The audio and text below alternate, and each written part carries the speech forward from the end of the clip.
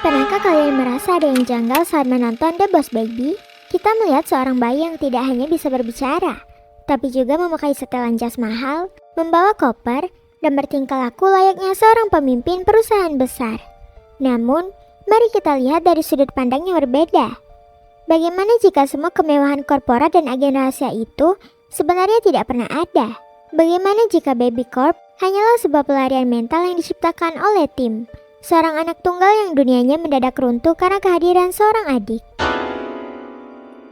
Malam ini, kita akan membedah teori bahwa film ini sebenarnya adalah sebuah drama psikologis tentang rasa kesepian dan trauma seorang kakak.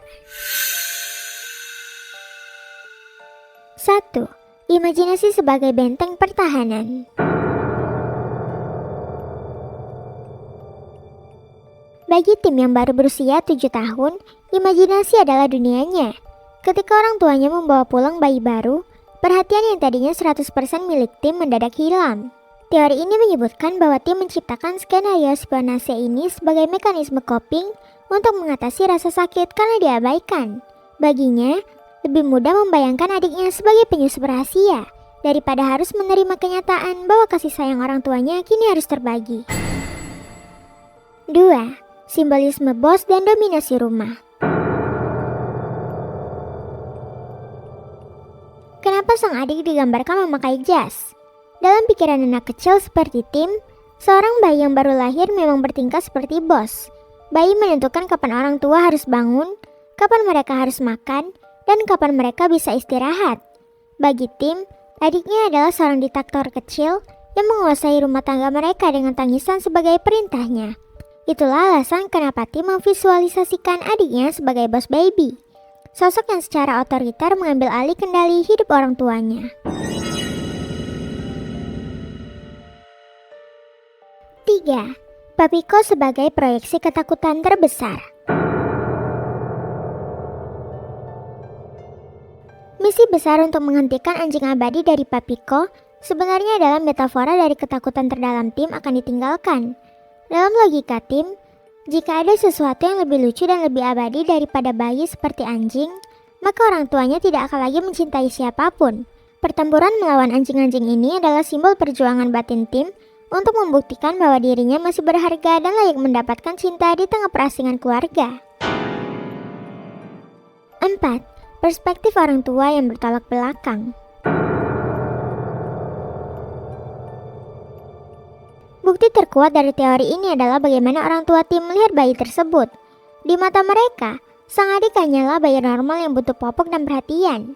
Mereka tidak pernah melihat jas, tidak pernah mendengar suara berat sang bayi, dan tidak sadar akan adanya misi rahasia. Ini menegaskan bahwa seluruh kegilaan spionase ini murni hanya terjadi di dalam kepala Tim, yang sedang berusaha merasionalisasi perubahan drastis di rumahnya melalui kacamata fantasinya yang liar. 5. Kepergian bos baby dan kedewasaan. Ketika misi selesai dan bos baby harus kembali ke Baby Corp, itu sebenarnya adalah simbol dari pertumbuhan mental Tim. Tim mulai tumbuh dewasa dan perlahan-lahan meninggalkan dunia hayalannya. Dia sudah tidak lagi butuh alasan fantastis untuk membenci adiknya. Kepergian sang bos menandakan bahwa Tim akhirnya siap melepaskan egonya sebagai anak tunggal dan mulai menerima realita baru. 6. Narasi masa lalu yang dilebih-lebihkan. Kita harus ingat bahwa film ini diceritakan oleh Tim versi dewasa kepada anaknya. Sebagai narator, Tim mungkin saja mendramatisasi ingatannya tentang persaingan saudara di masa kecil. Dia mengubah sejarah kecemburuannya menjadi sebuah petualangan pahlawan yang luar biasa agar pesan moral tentang kasih sayang saudara bisa diterima lebih baik oleh anaknya. Meskipun kenyataannya mungkin jauh lebih sederhana dan emosional. 7. Siklus yang tidak pernah berakhir. Di akhir cerita, kita melihat anak Tim juga memiliki imajinasi yang sama ketika melihat adiknya lahir. Ini menunjukkan bahwa bos baby bukan hanya sekedar karakter, melainkan sebuah siklus psikologis yang dialami setiap anak tertua saat menghadapi kehadiran anggota baru. Ini adalah cara anak-anak memproses emosi kompleks seperti cemburu, takut, dan kasih sayang melalui jembatan imajinasi yang tak terbatas. Pada akhirnya, The Boss Baby bukan hanya sekadar film tentang konspirasi bayi dan anjing yang lucu. Ini adalah surat cinta untuk setiap kakak yang pernah merasa dunianya terancam oleh kehadiran sang adik. Film ini mengajarkan kita bahwa terkadang kita butuh menciptakan dongeng yang luar biasa hanya untuk berdamai dengan kenyataan yang sulit. Bagaimana menurut kalian? Apakah Baby Boss itu benar-benar agen rahasia?